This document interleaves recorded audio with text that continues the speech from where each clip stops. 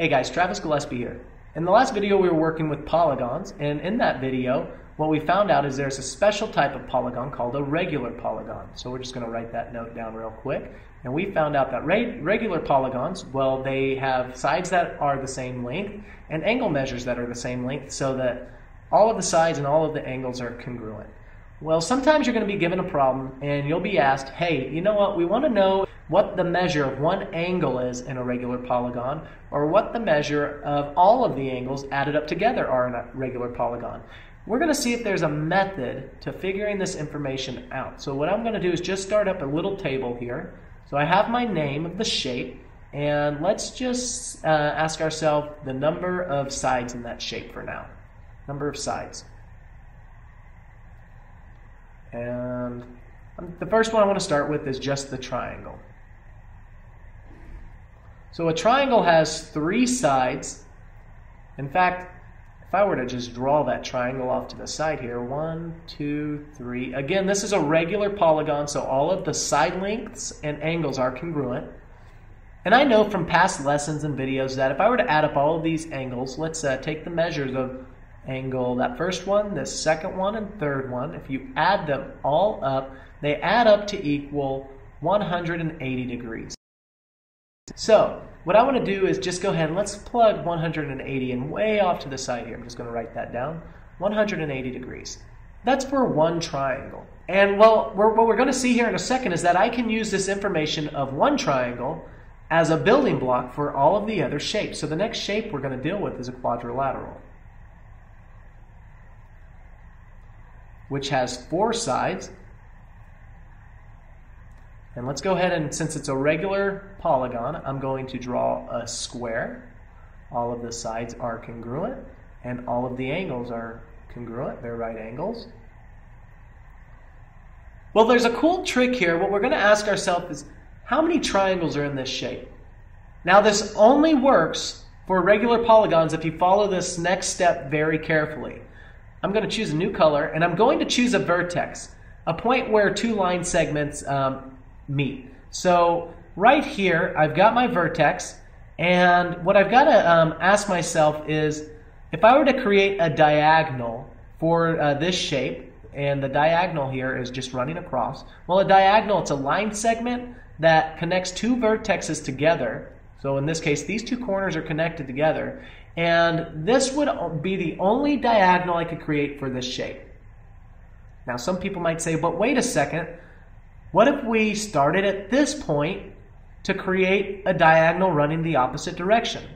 Well, no, that technically doesn't work, because we have to always have the same starting point in order for this trick to work. So I always have to go back to the same starting point. Now, let's just backtrack for a second. Let's ask ourselves, if we didn't use the original vertex that I just got rid of, could you have started here and used this as your vertex to create your diagonal? Sure, absolutely. You can choose any vertex as your starting point, but you always have to return to that point. Once you do that, you've got to ask yourself, well, are there any other diagonals that can be created based off this shape?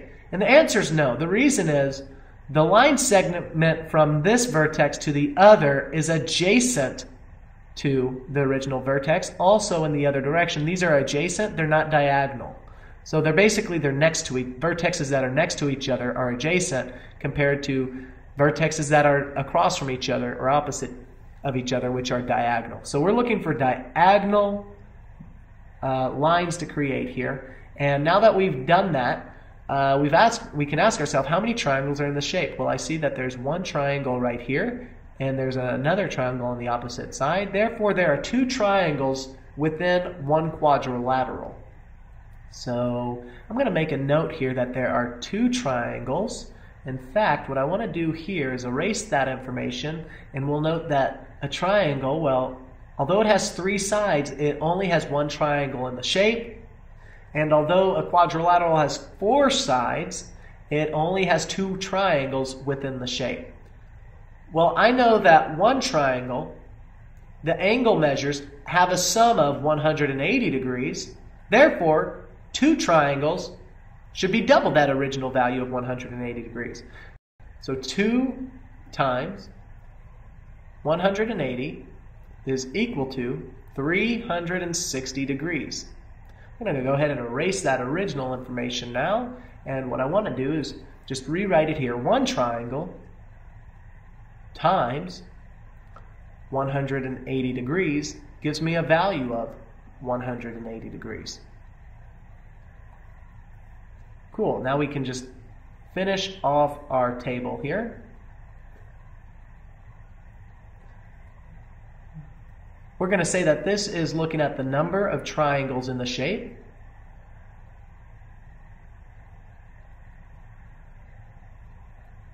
Also, we're going to say that this information here is the sum of all of the angle measures within the shape.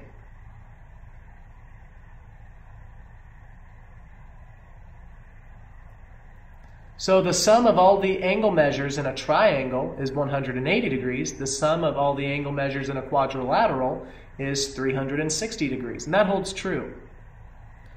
So let's see if we can continue on with this information and see if there's a pattern that starts to form. So the next shape, what we're going to do is get a new pen.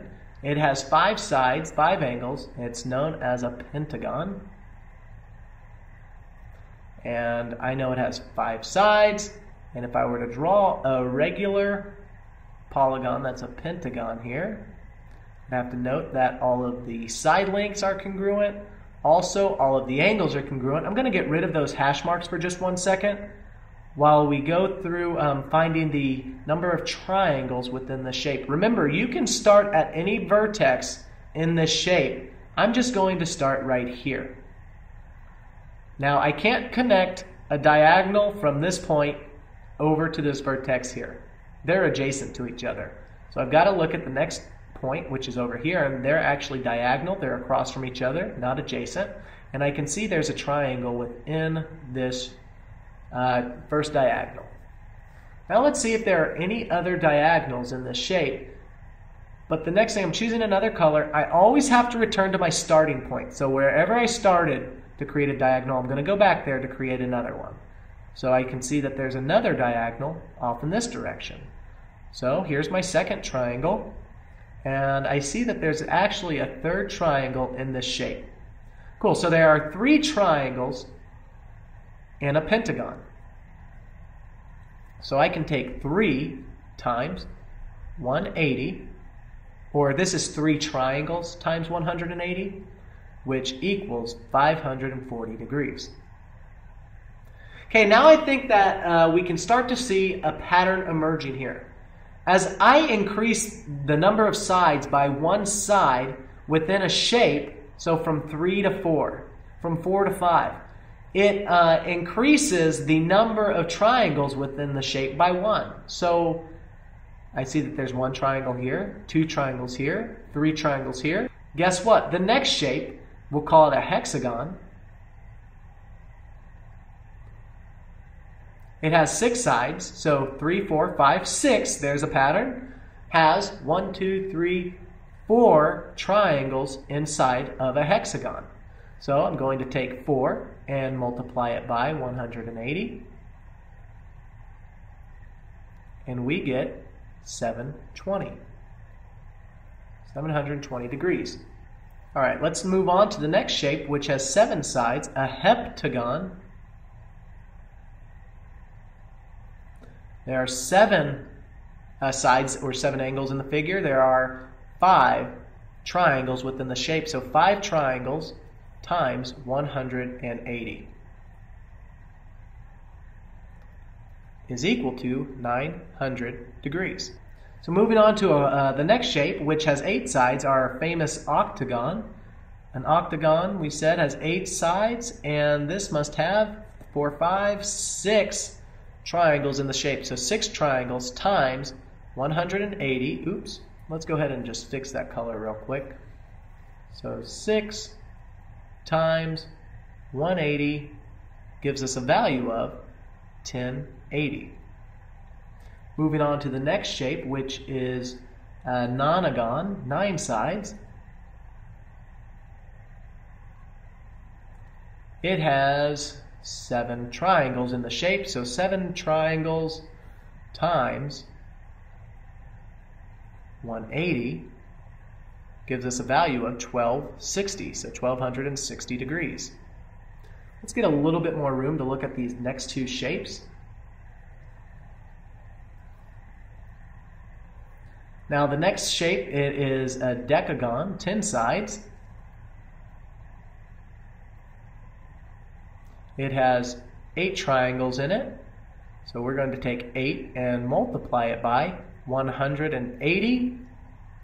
We'll get 1,440 degrees. So let's go ahead and just go to our last shape now. I want to go ahead and continue these columns down. And now we're looking at shapes that are beyond having 10 sides or 10 angles in the shape. So we call these shapes n-gons. And since we don't know the number of sides necessarily in this shape, we're just going to say it has a value of n sides or n angles in it. And now let's ask ourselves, well, how can we represent the number of triangles in this shape? Or is there a formula which will give us the sum of all of the angles or the angle measures in the shape? And there absolutely is, but we've got to see if there's another pattern. Well, there's one pattern. We said, hey, this moves from 1, 2, 3, 4, 5, 6, 7, 8. Some people might say, you know what, I should put a 9 here because the next logical value would be a 9. But again, we don't know how many sides this n-gon has. It might have 100 sides.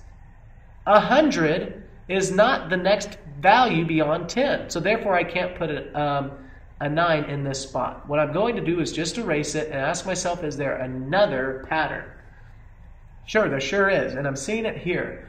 The number of sides in a triangle there are 3 sides, and if I were to subtract 3 minus 2, I'd get 1 triangle. A quadrilateral has 4 sides. If I subtract 4 minus 2, I get 2 triangles.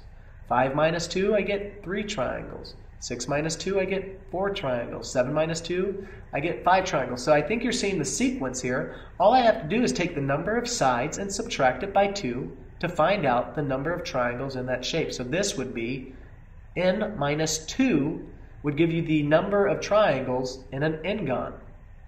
And because we understand this information now, you should be able to see that there's a formula that can be created. Now, some people, be real careful.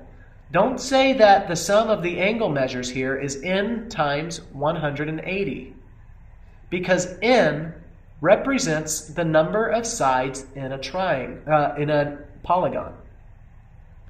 Well, let's think about that. When we were looking at a decagon, it has 10 sides. Did you take 10 and multiply it by 180? No. The same was true for the nonagon, octagon, heptagon, hexagon, and so forth. You didn't take the number of sides in a triangle, 3, and multiply it by 180. You took the number of triangles in the shape and multiplied it by 180. So here we have to take the number of triangles in the shape and multiply it by 180. So there are n minus 2 triangles here. What I'm going to do is erase this information.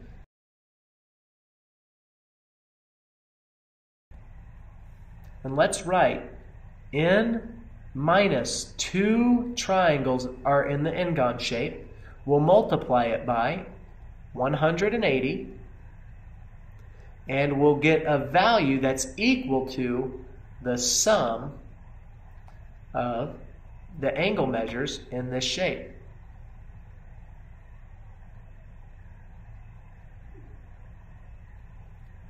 N and n-gon.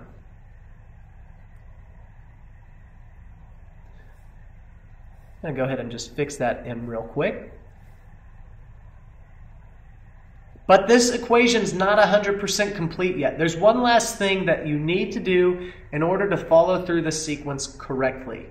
And the way that you do this, you've got to think of PEMDAS. If you're going to set the equation up for an n-gon to work correctly, you've got to use parentheses around n minus 2. That way you make sure to do subtraction before you do multiplication of 180. Cool, guys. I'll see you in the next video.